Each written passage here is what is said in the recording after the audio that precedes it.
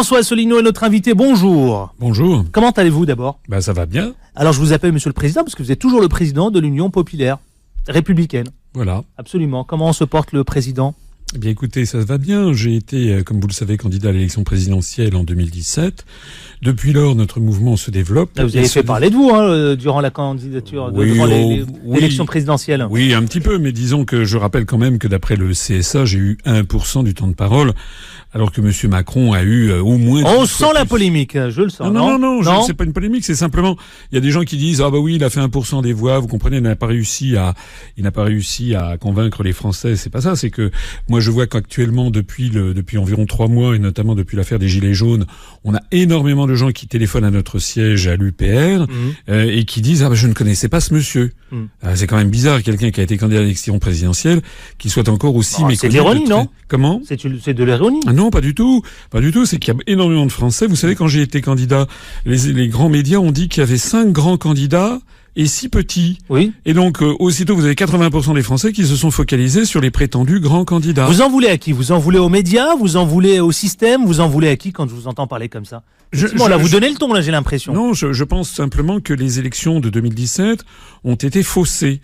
Et je ne suis pas le seul à le penser. Lorsque je vois, par exemple, monsieur... Ça veut dire quoi, faussé ? Pardonnez-moi, je vais juste prendre... séquence par séquence. Faussé, ça veut dire quoi, monsieur Faussé, ça veut dire que j'estime que les 11 candidats à l'élection présidentielle avaient la même légitimité puisqu'ils avaient tous obtenu plus de 500 parrainages. Et j'estime donc que les médias auraient dû leur donner à chacun d'entre eux exactement le même temps de parole. Oui, mais pour ça, monsieur le Président, vous avez le Conseil constitutionnel, Conseil d'État, vous les interpellez. Non, d'abord, c'est le Conseil supérieur de l'audiovisuel qui prend une sage lenteur. Et puis, de toute façon, la jurisprudence a évolué depuis 1965, puisque ce dont je parle, à la première élection présidentielle, en 1965, il y avait eu l'égalité du temps de parole. Maintenant, c'est un principe dit d'équité, en réalité, de proportionnalité, on ne sait pas quoi. En réalité, carte blanche est donnée aux grands médias au sujet du temps de parole pendant la plus grande partie de la campagne, mais aussi au sujet des commentaires. Parce qu'il n'y a pas que les temps de parole, il y a aussi le commentaire. Et pendant toute la durée de la campagne, vous aviez des commentateurs qui parlaient de l'évolution de la campagne, mais qui parlaient toujours des 5 mêmes candidats. Donc on focalise l'attention des électeurs sur 5 candidats. C'est la raison pour laquelle énormément de Français, en ce moment, découvrent l'UPR et se disent, mais ce monsieur, en fait, ce qu'il disait en 2017, c'est exactement la réalité. Ouais. Parce que rappelez-le, vous êtes un ancien Chiracien, vous. Non. Il y a très longtemps. Non. J'ai été dans des cabinets ministériels avec Chirac, notamment sous le règne de Chirac, dans le gouvernement Balladur, sous la présidence Mitterrand, ce qui fait que j'ai accompagné Mitterrand en voyage, notamment en Corée, au Kazakhstan, et ensuite j'ai été dans des cabinets ministériels sous Juppé, effectivement, et là j'ai accompagné Chirac. Donc c'est vrai que je viens plutôt de la droite parlementaire, c'est exact. Enfin, de l'eau a passé sous les ponts, c'était il y a 15 ans. Entre-temps, j'ai créé un mouvement qui s'appelle l'UPR, et je me permets de signaler au passage que effectivement, nous sommes de plus en plus connus puisque notre site upr.fr est désormais le site le plus consulté de tous les partis politiques français et de très très loin. Je vais me permettre de vous poser une petite question qui est très simple. D'ailleurs, c'est vrai que nous on s'est connus en 2010-2011. En 2011, vous m'aviez invité sur une autre radio. Une radio, effectivement. À l'époque, on avait à peu près 5 à 600 adhérents. On en a maintenant 33 800. Et j'ai vu là, mais votre machine elle a grossi. Bien sûr. Oui. Pourquoi ? Parce que ce mouvement politique appelle depuis 2007 tous les Français à se rassembler à titre provisoire au-delà du clivage droite-gauche pour rendre aux Français leur démocratie. C'est notre slogan. Et rendre aux Français leur démocratie, on est en plein dedans avec le grand débat d'ailleurs, rendre aux Français leur démocratie impose, et je l'explique depuis 12 ans, impose que les Français sortent de l'Union européenne et de l'euro, sinon toutes les politiques sont déjà contraintes. D'ailleurs, vous le dites, vous dites que l'Union européenne est très largement responsable de la crise. Oui, c'est pas culotté de dire ça, Monsieur le Président ? Mais non. Non, j'ai expliqué... Mais pourquoi tout faire reposer à chaque fois systématiquement à l'Union européenne ? Tout mettre sur le dos de l'Union européenne. Le Front Rassemblement National le fait, et vous le faites. Non. Et d'autres le font aussi. Écoutez, le Front National, comme Monsieur Mélenchon, et d'autres, quand je dis d'autres, c'est Monsieur Mélenchon. Oui, ou Monsieur Dupont-Aignan, ont bien précisé, Madame Le Pen l'a encore dit il y a quelques semaines, hors de question pour eux de sortir de l'Union européenne et de l'euro. C'est-à-dire que notre mouvement politique, l'UPR, depuis 12 ans, se retrouve maintenant absolument seul à dire qu'il faut sortir de l'Union européenne et de l'euro depuis 12 ans. Et j'ai expliqué pourquoi. C'est pas une phobie, c'est pas une lune, c'est pas une... J'explique, je l'avais expliqué notamment le 21 avril 2017 lors du dernier débat qui a eu lieu, c'était sur France 2, devant Madame Salamé et Monsieur Pujadas. J'avais expliqué que quiconque serait élu à l'Élysée et resterait dans l'Union européenne serait obligé d'appliquer le rapport des grandes orientations des politiques économiques qui est envoyé chaque année à chaque État, dont la France, par la Commission européenne. Et dans ce rapport, il y a précisé toutes les politiques économiques et sociales. Par exemple, la suppression de l'ISF, qui fait débat aujourd'hui, a été imposée par la Commission européenne. C'est la raison pour laquelle M. Macron, M. Philippe ne peuvent pas revenir derrière. Par exemple, la baisse de l'impôt sur les sociétés. Vous avez des preuves quand vous avancez, évidemment, des... Bien sûr, il suffit d'aller regarder, il suffit d'aller sur le site de la Commission européenne et de prendre le rapport des grandes orientations. Mais nous les commentons chaque année, parce que ça change chaque année, à peu près au mois à la aux alentours de mai-juin, et nous les commentons chaque année. Par exemple, la démolition du droit du travail, par exemple, la fusion des petites communes, par exemple, la privatisation des services publics, enfin, tous ces grands choix politiques que les Français n'ont jamais demandé d'ailleurs. Vous savez, les Français ne veulent pas qu'on privatise leurs services publics. Les Français ne veulent pas que l'on fusionne de force leurs communes. Les Français ne veulent pas majoritairement qu'on supprime l'IFC. Tout ça, c'est imposé. Si vous aviez... Mais Monsieur le Président, j'ai l'impression que j'ai le sentiment que vous les aviez vus arriver, ce mouvement, cette vague des Gilets jaunes. Franchement, dites-le très tranquillement. Les Gilets jaunes en particulier, pas spécialement. En revanche, la montée en puissance d'un refus de la société française, oui, puisque ça fait 12 ans que je le pense. Et je pense d'ailleurs que ce mouvement des Gilets jaunes ne va pas s'arrêter là. Puisque Monsieur Macron, de toute façon, ne peut pas répondre aux demandes des Gilets jaunes. D'ailleurs, le grand débat en question, c'est pas un débat. C'est Monsieur Macron qui fixe les questions. Donc c'est pas même s'il a ouvert, y compris sur le site, vous avez vu la plateforme, il a ouvert sur notre débat. Oui, vous connaissez parole et chanter Dalida.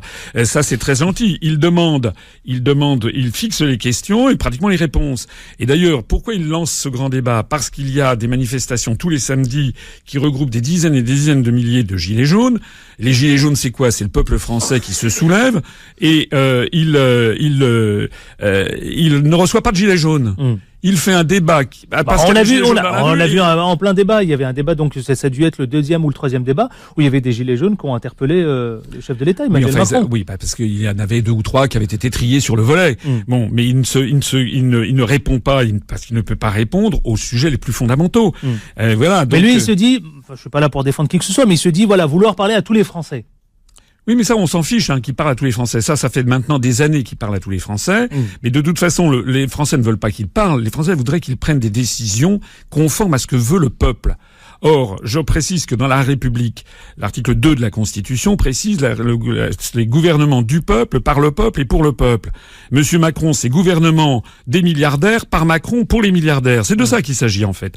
Donc, Monsieur Macron, il est là pour obéir au rapport fixé par la Commission européenne en vertu des articles des traités, les traités européens qui imposent une politique néolibérale, et tant qu'on sera dans ce système, Monsieur Macron ne pourra faire que des petites modifications à la marge, des modifications, par exemple, je pense assez volontiers qu'il va proposer une diminution du nombre de députés et de sénateurs, ça tombe bien, tout le monde est d'accord. Moi, je l'avais mis même dans mon programme présidentiel. Et d'ailleurs, la Commission européenne demande plutôt la diminution, donc tout ça, tout va très bien. Mais c'est pas fondamentalement ça que les Français demandent. Bien sûr que s'il y a un peu moins de députés ou de sénateurs, si on limite un petit peu les frais occasionnés par les représentants du peuple, qui d'ailleurs représentent de moins en moins le peuple, ça sera bien.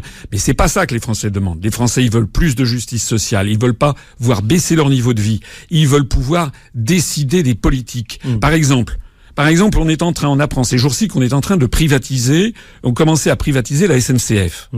Est-ce qu'on a demandé aux Français s'ils étaient d'accord? La réponse est non. Mais est-ce qu'on doit tout demander aux Français? Oui, parce que c'est un grand service public. Et pourquoi est-ce que M. Macron fait ça? Parce que c'est dans le rapport des grandes orientations des politiques économiques. Pareil pour le EDF. Et vous savez ce qui se passe en ce moment en Angleterre? Vous savez que l'Angleterre va sortir de l'Union européenne? On suit, ils ont décidé de renationaliser une partie des chemins de fer britanniques qui avaient commencé à être privatisés par Margaret Thatcher. La ligne, ce qu'on appelle East Coast Line, qui va de Londres à l'Écosse, va être renationalisée. Ça veut donc bien dire que lorsqu'on sort de l'Union européenne, on peut reprendre des politiques qui ne sont pas les politiques ultralibérales fixées par les traités européens. Vous êtes en train de nous dire quoi? Il y a quelque chose de sous-jacent que vous laissez glisser là à l'antenne, non, dans l'actu c'est toi. C'est-à-dire qu'en gros la France doit retrouver cette France qu'on avait dans les années 90, la 95, France, avant l'arrivée de l'euro et avant l'arrivée de l'Union européenne. Oui, parce que l'Union européenne. Mais pourquoi vous y tenez absolument? Parce que c'est vrai que depuis le début, l'Union européenne et l'euro nous imposent une politique. Mais Monsieur le Président, franchement, est-ce que vous avez le sentiment, si la France sort de l'Union européenne, elle va s'en sortir? Non, je ne pense pas. Ah bon, et pourquoi donc? Je vous pose la question. Non, mais pourquoi vous dites ça? Pourquoi elle ne s'en sortirait pas? Il y a beaucoup, vous savez, il y a des gens qui disent, vous vous rendez compte, la France serait toute seule. Ah bon, et pourquoi elle serait toute seule? J'avais montré lors de l'élection présidentielle que nous sommes liés au reste du monde par 6686 traités. Et je proposais de sortir de l'Union européenne et de l'OTAN, c'est-à-dire de sortir de 2 des 6686 traités. Lorsque la France sera sortie de l'Union européenne, elle conservera 343 traités avec la République fédérale d'Allemagne, par exemple. Regardez la Suisse. La Suisse qui n'est pas dans l'Union européenne ni dans l'OTAN. D'après le programme des Nations Unies pour le développement, c'est le pays au monde où on vit le plus riche et le plus heureux. Et par ailleurs, la Suisse n'est pas un bunker, c'est pas la Corée du Nord, c'est le pays au monde qui reçoit le plus de conférences internationales. D'ailleurs, le Royaume-Uni, qui va sortir de l'Union européenne, Madame May et son gouvernement, depuis des mois, ont fait des quantités de traités bilatéraux en matière de politique commerciale. Donc, vous savez ce qui va se passer le 29 mars à 23h lorsque le Royaume-Uni, très probablement, va sortir de l'Union européenne. Ouais. Vous savez ce qui va se passer? Oui, dites-nous. Rien. C'est-à-dire que le lendemain, le soleil va se lever sur le Royaume-Uni, et puis il y aura toujours la Tour de Londres, et puis il y aura toujours la Reine d'Angleterre. Comment vous comptez vous inscrire justement dans le cadre des élections européennes? Je suis à la tête d'une liste d'une Union populaire républicaine pour le Frexit, pour sortir de l'Union européenne, et j'observe d'ailleurs que les grands médias font l'omerta là-dessus. Je voudrais quand même dire ici, devant tous les auditeurs, pour qu'ils comprennent bien comment... D'ailleurs, vous avez commencé votre campagne, on voit dans tout Paris, en banlieue, des affiches vous concernant. Oui, et vous martelez des slogans partout. Je voudrais dire à tous les auditeurs qui veulent bien m'écouter que France 3, lors du journal 19-20, le 29 janvier, donc il y a quelques jours, a présenté sur toute la France les têtes de liste aux élections européennes. Il y en a qu'un qui n'était pas, c'était moi. C'est-à-dire que le service public de l'audiovisuel qui m'a donné 0 heure, 0 minute et 0 seconde depuis le 21 avril 2017, depuis plus de 21 mois maintenant, continue à faire comme si j'étais l'homme qui n'existe pas. Et donc les personnes... Il y a une volonté, écoutez, quand on présente, quand France 3, alors que l'AFP a fait une dépêche depuis plusieurs mois, quand tout le monde sait que je suis tête de liste aux européennes, quand je reçois parfois des appels téléphoniques de journalistes que je ne connais pas et qui ont mon téléphone portable et qui m'appellent pour m'inviter à une émission puis se ravissent 2 jours après en me disant non, finalement vous n'êtes plus invité, je commence à comprendre qu'il y a vraiment des ordres qui sont donnés. On a une explication, Monsieur le Président? En tout cas, j'ai écrit à Madame Ernotte, la présidente de France Télévisions, avec saisine du président du CSA et saisine des 5 membres du comité d'éthique, et j'observe que rien ne change. Si ça continue comme ça, dans quelques jours, je vais publier cette lettre. Vous allez vous adresser au tout nouveau président du CSA? Oui, je viens d'écrire à Monsieur Maistre, oui, absolument. Est-ce que vous trouvez normal, j'insiste, que France 3, qui est payé qui est le service public, payé notamment par les 332 000 Français qui ont voté pour moi à l'élection présidentielle, France 3, délibérément, fasse comme si je n'existais pas. Là, je viens de faire une tournée dans le sud de la France. J'ai fait 4 réunions publiques à Montpellier, Béziers, Pont-Saint-Esprit. Et il y avait beaucoup de monde, les salles étaient pleines. Il y a d'ailleurs des médias locaux qui en ont parlé. Quand nous avons sollicité France 3, ils ont dit qu'ils n'avaient pas le personnel nécessaire pour couvrir ma venue. Et c'est comme ça depuis bientôt 2 ans. Est-ce que vous trouvez ça normal? On va ouvrir l'antenne 01 53 48 3000. Est-ce que vous trouvez ça normal? Effectivement. Si vous souhaitez interpeller François Asselineau, qui est le président de l'Union, donc l'Union populaire européenne, républicaine, pardon. Non, pas européenne. Oui, c'est un lapsus. C'est un sacré lapsus. Donc, qui était notre invité ce matin. Je vous attends. On ouvre l'antenne 01 53 48 3000, vous pouvez l'interpeller sur toutes les questions évidemment que vous souhaitez, le grand débat, les quartiers populaires, y compris quand l'UPR manque d'être invité évidemment dans des grands médias. France 3, notamment, lorsqu'il fait référence à cela. C'est notre 01 53 48 3000. À tout de suite. 8h, 9h, l'actu c'est toi, avec Adil Farkan sur Beurre FM. Et il est 8h21 précisément. Si vous venez de nous retrouver, soyez les bienvenus. C'est ici que ça se passe. L'actu c'est toi. L'actu c'est toi. Nous sommes ensemble jusqu'à 9h. Notre invité ce matin, François Asselineau, qui est le président de l'UPR. Vous pouvez l'interpeller, lui poser les questions évidemment que vous souhaitez concernant le grand débat. Aujourd'hui, effectivement, il est furieux parce que les médias, lorsque, évidemment, d'abord, il y a un vrai sujet, il n'est pas invité régulièrement dans les médias comme d'autres. Alors, est-ce que vous trouvez cela normal ou pas du tout ? 01 53 48 3000. Beurre FM, 8h, 9h, l'actu c'est toi, avec Adil Farkan. J'ai l'impression, j'ai le sentiment que vous êtes furieux, extrêmement en colère. Un peu comme les Gilets jaunes. Oui, quand on parle des médias et vous-même, le rapport que vous avez avec l'UPR et les médias. Mais écoutez, par exemple, je vais vous dire, j'ai été invité chez un de vos confrères de la bande FM, c'était Radio Africa numéro 1, il y a quelques jours, pour parler du Brexit. Parce que tous les journalistes savent qu'en matière européenne, je connais quand même bien mes dossiers, c'est le moins qu'on puisse dire. Je suis donc invité par une radio africaine pour parler du Brexit, c'est très bien. Mais comment se fait-il que je ne sois jamais invité depuis 21 mois sur France Inter, France Info, France Culture, RTL, Europe 1, RMC? Comment ça se fait? Comment dénouer ça? Eh bien, écoutez, moi, je ne sais pas. J'en appelle maintenant ici à tous les Français. En plus de ça, je voudrais signaler que lors des dernières élections, au cours de l'année 2017, nous nous sommes présentés, l'UPR s'est présenté à toutes les élections législatives partielles, sauf celle de Wallis et Futuna, et nous nous sommes également présentés à l'élection territoriale de Polynésie française, où nous avons été le seul parti politique national à se présenter. 73 candidates et candidats. Nous sommes le parti politique également au moment des législatives de 2017 qui avions présenté le plus de candidats. 574 candidates et candidats sur 577 circonscriptions. Et lors des dernières élections, nous avons fait entre 1,4 et 1,8% des suffrages. Donc, et je me permets d'insister aussi sur le fait que les meilleurs suffrages que nous réalisons, ce sont dans les quartiers. J'ai dépassé à la présidentielle 5% des voix à Mantes-la-Jolie, au Val-Fouré, ou également au Tarteret, à Corbeil-Essonnes. Nous faisons beaucoup de voix dans les quartiers, justement. Normalement, la simple application de la loi ferait que je devrais être très régulièrement invité. Je ne le suis jamais. Ouais, vous avez fait référence effectivement à des quartiers emblématiques. En plus, le Val-Fouré, c'est le premier quartier d'Europe en densité en nombre d'habitants. Moi, je m'étais présenté aux élections législatives, d'ailleurs, dans la 11e circonscription de Seine-Saint-Denis, à Aulnay-sous-Bois. J'avais fait près de 3% des suffrages. Donc, nous représentons une force croissante, d'ailleurs de plus en plus, puisqu'avec l'affaire des Gilets jaunes, on a beaucoup de gens qui viennent à l'UPR. Nous avons franchi les 33 800 adhérents. Lorsque vous m'aviez reçu sur une autre radio en 2011, on avait 600 adhérents. Donc nous sommes en très très forte croissance. Je confirme. Et d'ailleurs, il y a d'autres.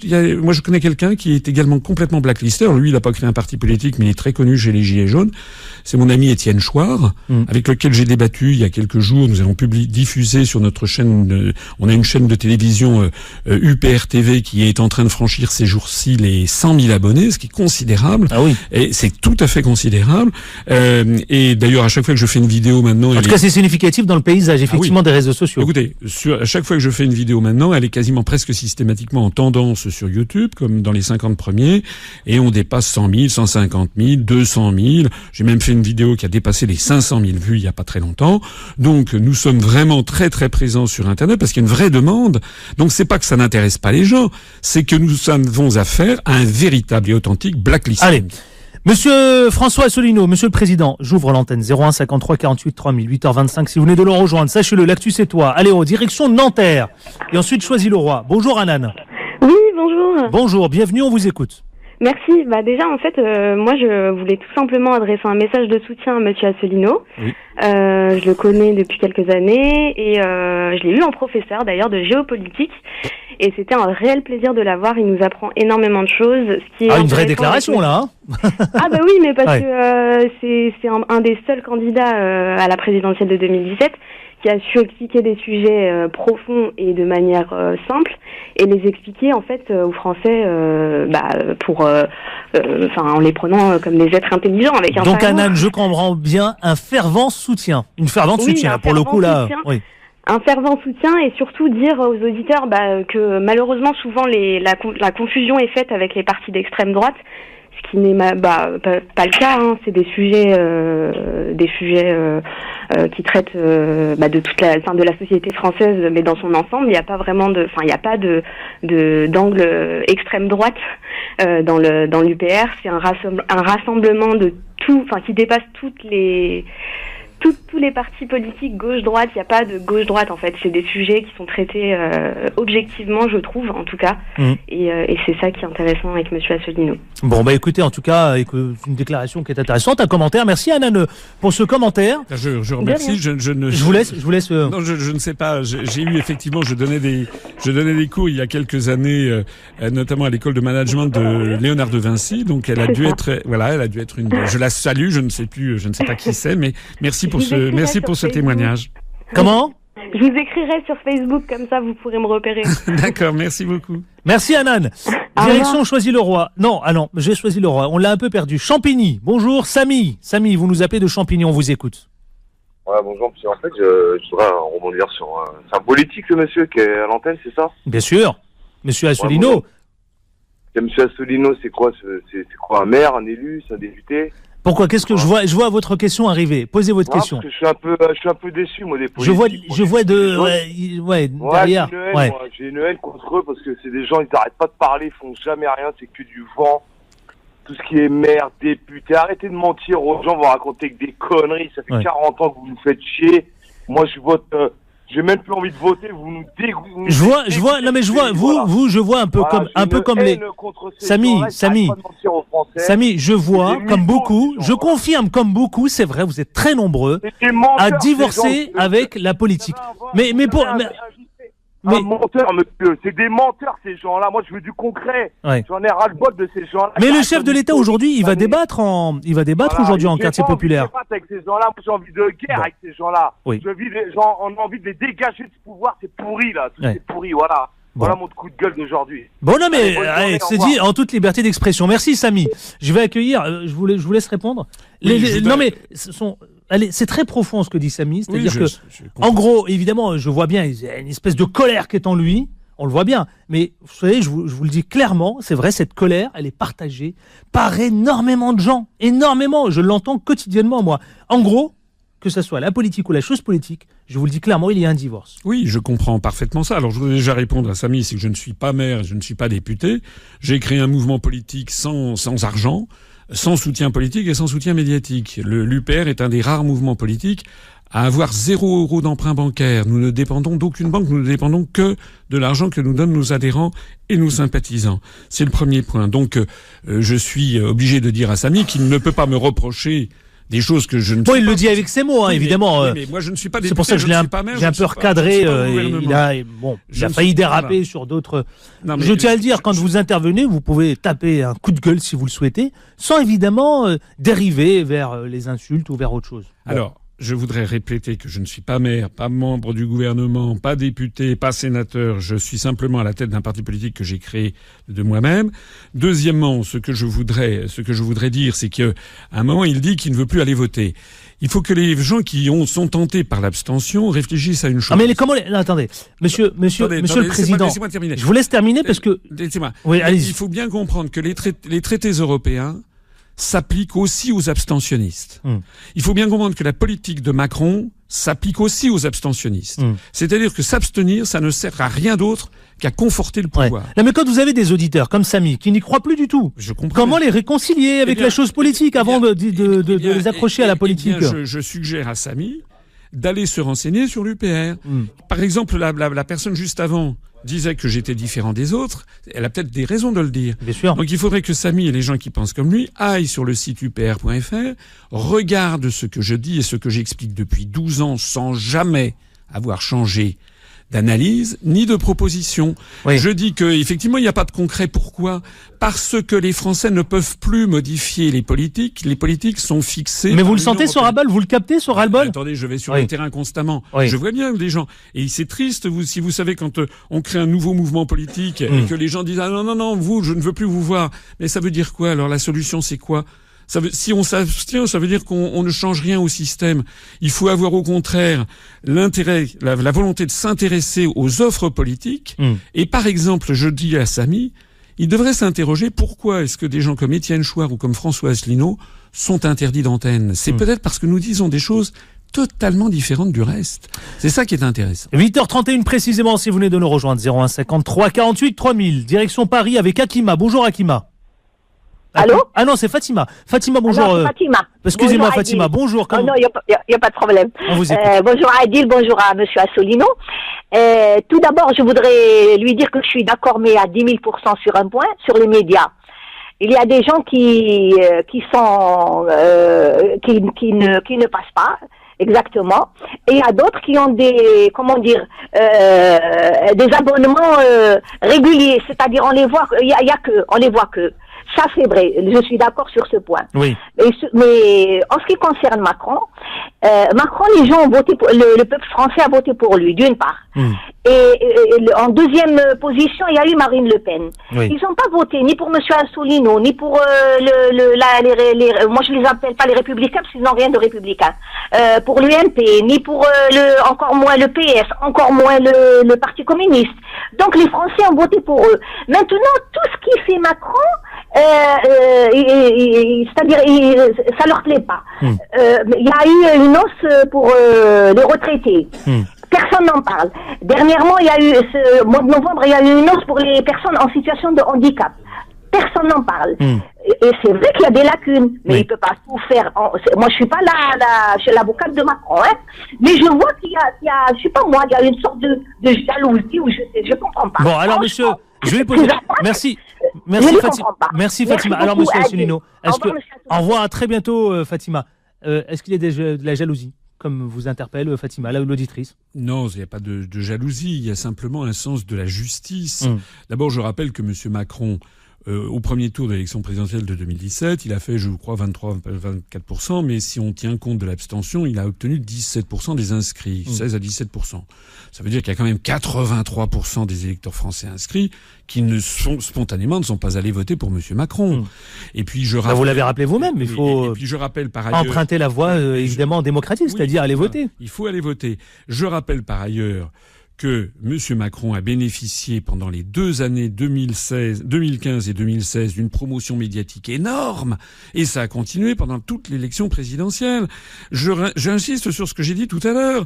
Comment les Français pouvaient-ils voter pour moi, puisque énormément de gens, même encore au premier tour, ne me connaissaient pas. Allez. C'est-à-dire qu'il y a quand même un problème d'accès et d'égalité devant la justice. Vous savez, le plus extraordinaire, c'est quand je vois la diplomatie française aujourd'hui réclamer des élections présidentielles justes au Venezuela, au motif que les élections qui ont eu lieu en 2018, qui ont porté monsieur Maduro au pouvoir, qui l'ont reconduit, n'auraient pas été justes. Je me rappelle même avoir entendu monsieur Macron qui avait dit que tous les candidats n'avaient pas eu le même temps de parole. Mais c'est se moquer du monde. Mais en même temps, vous allez reconnaître quand même qu'en France, c'est démocratique. Les élections, elles sont totalement démocratiques. Mais attendez, il n'y a pas eu évidemment.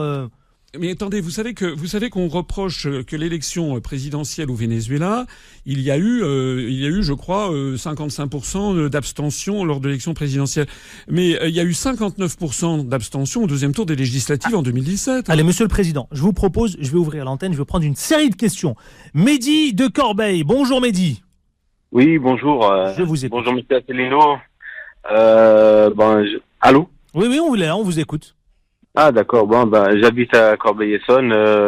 On s'est déjà rencontrés lors des élections pour les législatives partielles avec Manuel Valls. On va dire très instructif de la situation, quoi. Oui. Dites-moi, quelle est votre question? Les questions, non, c'était pas une question que j'avais à poser, c'était pour répondre à Samy, qui est déçu de la politique. Oui. Moi, je prends mon parti, mon histoire à moi. Moi, déçu de la politique, je l'ai été depuis le début, parce que je voyais qu'il n'y avait pas vraiment de représentation de ce à quoi on aspirait. Et depuis que j'écoute Asselineau, ça fait un certain temps, on voit que les vraies choses qui nous intéressent, il en parle. Et donc d'être dégoûté de la politique, comme il l'exprimait, je lui conseillerais de faire preuve de discernement jusqu'au bout, parce que la colère, elle aveugle les gens, et donc voilà. Le message est passé, je le souhaite, en tout cas si Samy était avec nous et s'il écoute. Je vais prendre une autre question. Ouais. Merci Mehdi pour votre commentaire. Je vais accueillir Akima. Bonjour Akima qui nous appelle de Paris. Bonjour Akima. Alors, c'est toujours pas Hakim, c'est Hakim de Paris 17. Pardonnez-moi, Donc, Hakim de Paris. C'est pas grave. Décidément, on finira peut-être par la voix. Oui, mais oui, le standard explose, et tant mieux pour vous. C'est ce que je ma constate. petite sœur, elle s'appelle Hakim. Oui. Ah, bah voilà, alors vous avez vu, donc voilà. Allez, je vous écoute, Alors, Hakim. ceci étant dit, bonjour à vous, bonjour Monsieur Asselineau. Alors, moi, mon opinion, je rejoins un peu Samy dans le dégoût, même si le terme est un peu dur, dans le dégoût de la vie politique, mais néanmoins, ce qui me pose problème, moi, et je rejoins Asselineau sur la position des médias en France.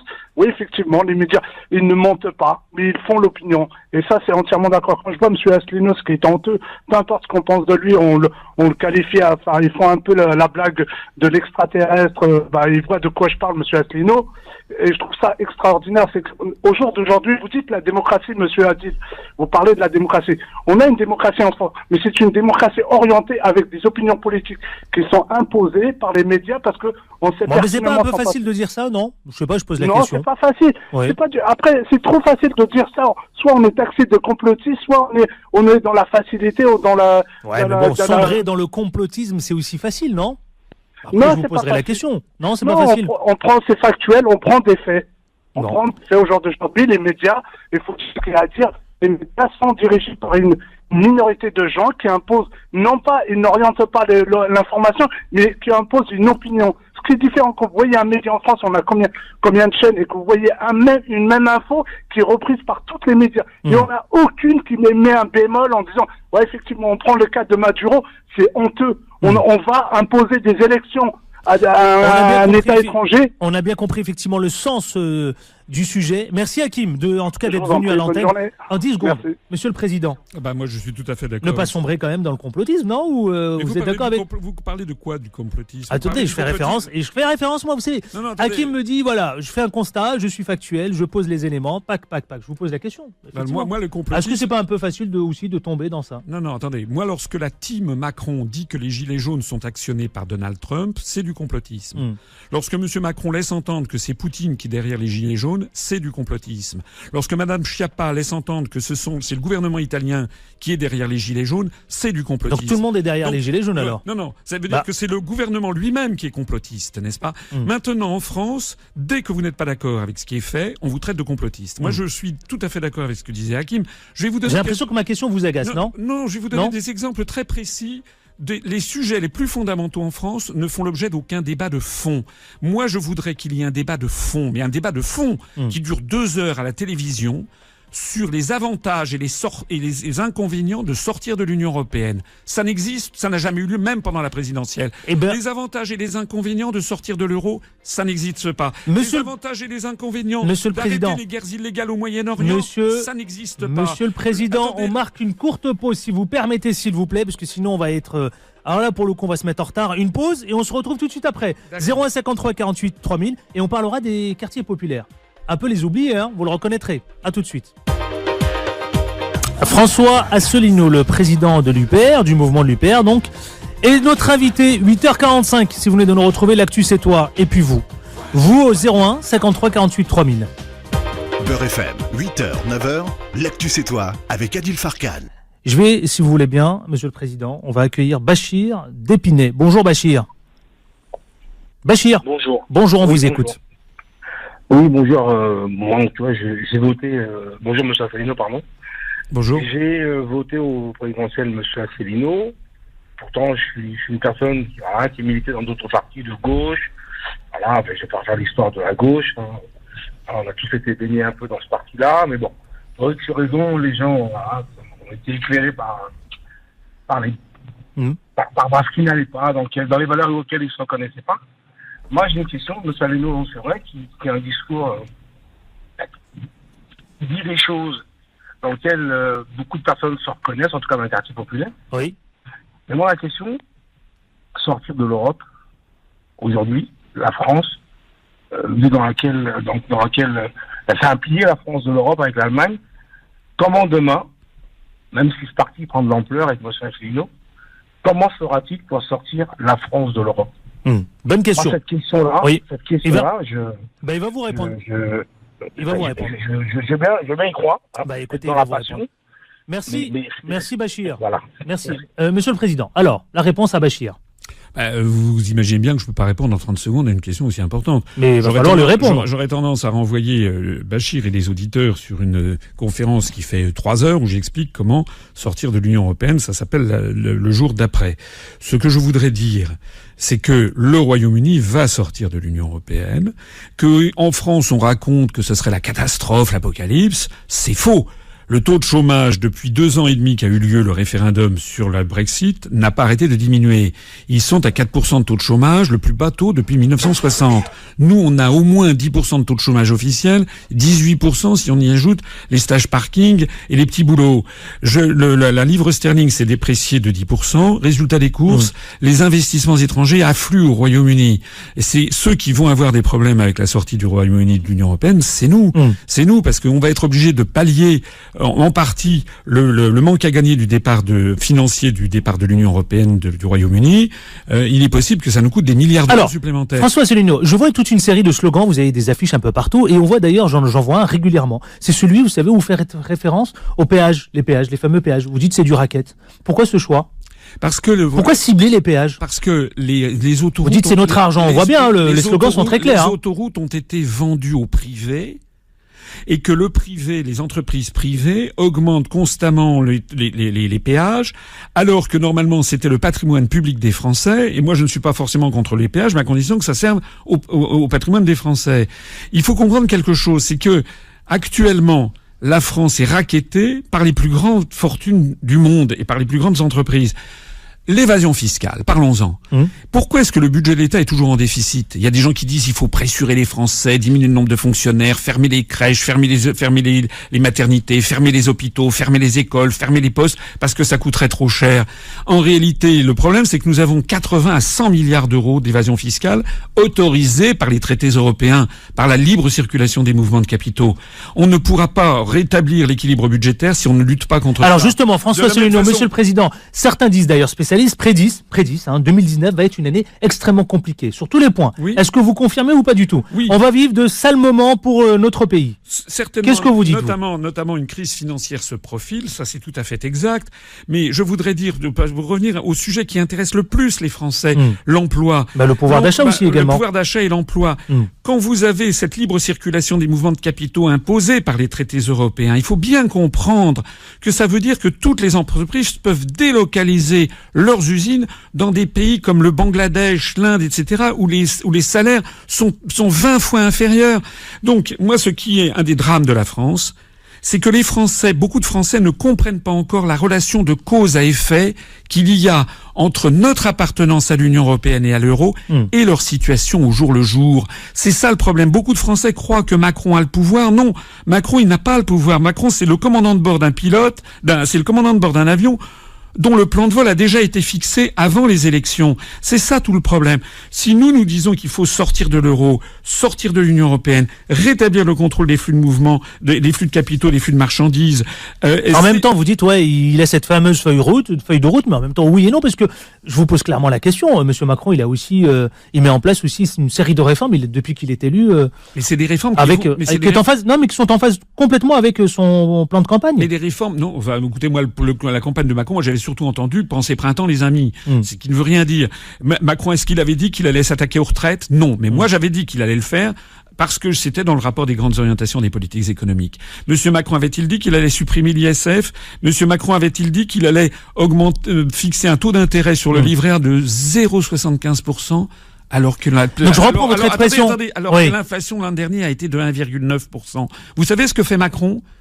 Il supprime l'ISF, ça revient à faire un cadeau aux plus fortunés de l'ordre de 4 milliards d'euros, et il donne 0,75% de taux d'intérêt aux détenteurs de livret A, c'est-à-dire les catégories modestes et populaires, alors que l'inflation a été de 1,9, ça veut dire qu'il pique 3,6 milliards d'euros aux catégories modestes. Vous trouvez que c'est normal ? C'est contraire aux grands principes républicains. La République française est une république sociale, c'est inscrit. Non mais sur la question de l'ISF, vous l'avez suivi comment ? Il a répondu, Homer, qui était face à lui. Je crois, il me semble que c'était le premier grand débat national. Sa position est très claire. Il a dit, je peux bouger peut-être un peu, mais Mais sa position, elle n'est pas très claire. Il n'a pas dit la vérité. La vérité, c'est que la suppression de l'ISF était réclamée par l'Union européenne. Voilà. Alors, sur les quartiers populaires, dites-moi, vous l'avez employé, justement, le chômage. C'est là où le bas blesse, l'emploi. Les quartiers populaires. Aujourd'hui, le chef de l'État, Emmanuel Macron, va à la rencontre des quartiers populaires. Les maires, les députés, les leaders d'opinion, et les responsables associatifs. Il va à Évry, Courcouronnes. Bon, comment voyez-vous la tournure de ce débat ? Déjà, il y a une chose Et souvent, régulièrement, on dit que les quartiers populaires, ce sont les oubliés de ce grand débat national. Alors, d'abord, ce que je voudrais dire, c'est que ce que fait M. Macron est illégal, puisque c'est en fait la campagne électorale pour En Marche qu'il fait, et il les fait notamment aux frais de l'État. Donc, je pense qu'il y a un certain nombre de juristes qui sont déjà sur le coup, et il va falloir poursuivre M. Macron, parce que ce qu'il fait est illégal. C'est totalement contraire à l'égalité de traitement, notamment entre les partis politiques. L'État est une institution qui n'appartient pas à M. Non, mais ça Macron. n'engage que vous quand vous dites ça, non ? Eh bien, nous allons voir. Oui. Nous allons voir ce qui va se passer parce que il y a quand même une jurisprudence en la matière. Deuxièmement, là, c'est le président. Mais non, mais enfin, pardonnez-moi, mais Monsieur Asselineau, Monsieur le Président, là, c'est le président de la République qui s'installe qui fait installer un débat dans le cadre du grand débat national. Non. Le débat, ça s'inscrit dans les élections européennes. Donc, c'est des questions qui concernent la population française. C'est un mélange des genres auxquels il se livre et il monopolise actuellement tous les grands médias sur cette affaire. Deuxièmement, il ne s'agit pas d'un débat. Il vient faire un show à l'américaine devant des maires. Il y a 1 ou 2 ou 3 gilets jaunes qui sont là comme caution, mais il ne prend pas la pleine mesure de ce que réclament les Français, c'est-à-dire. Mais on fait quoi alors ? On n'avance pas, donc pas de grand débat. Alors quand il fait c'est pas ça. Monsieur le Président, mais quand il n'y a pas de débat, on lui reproche de ne pas faire de débat, et quand il y a un débat, on lui reproche effectivement de faire plan campagne. Alors, je veux dire, à un moment, ce n'est pas d'un débat. Oui. On sait très bien ce que veulent les Français. Les Français, ils veulent un référendum d'initiative populaire. Moi, je le propose depuis 2010-2011.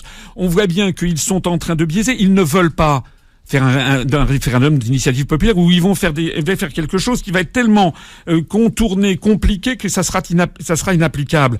Par exemple, Monsieur Macron, en janvier de l'année dernière, lorsqu'il est allé en Angleterre, il a été interrogé par la BBC qui a dit s'il y avait un référendum en France sur le Frexit, c'est-à-dire sur la sortie de l'Union européenne, qu'est-ce qui se passerait ?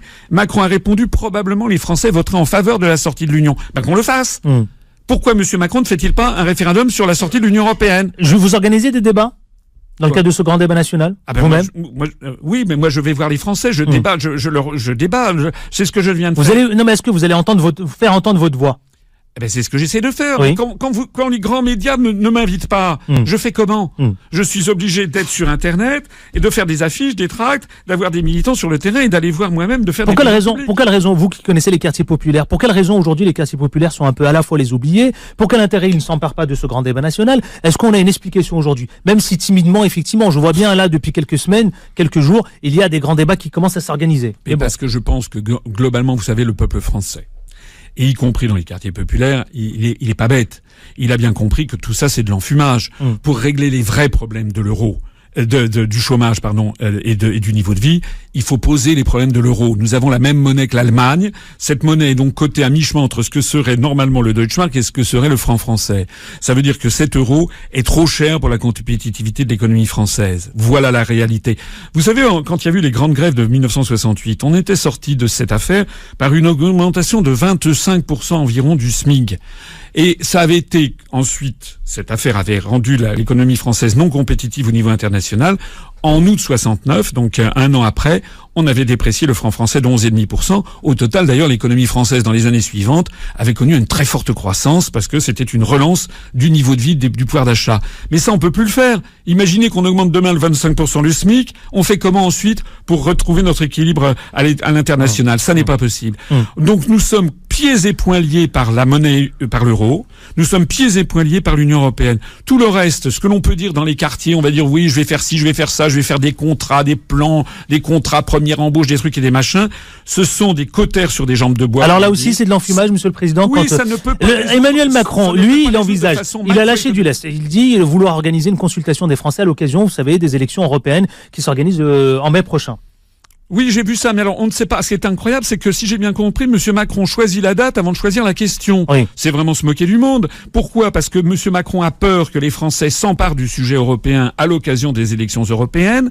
Donc, c'est la raison pour laquelle les grands médias, pour l'instant, font comme si l'UPR n'existait pas, alors que j'insiste, nous sommes le premier parti politique français sur Internet, désormais, et de très loin. Et en même temps, il va lancer probablement un petit référendum au même moment, du style, est-ce que vous voulez supprimer un certain nombre de députés, ce qui est une mesure populaire.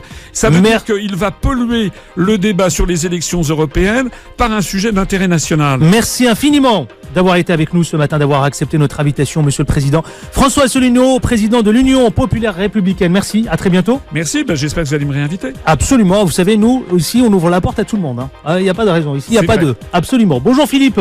Bonjour Adil. Comment ça va ? Monsieur le Président. J'entendais Monsieur le Président, j'ai cru que Macron était là ce matin. Ah bah écoutez, il est président de l'UPR, non ? Non, mais je suis d'accord, je suis d'accord avec toi. Effectivement. Comment ça va Philippe ?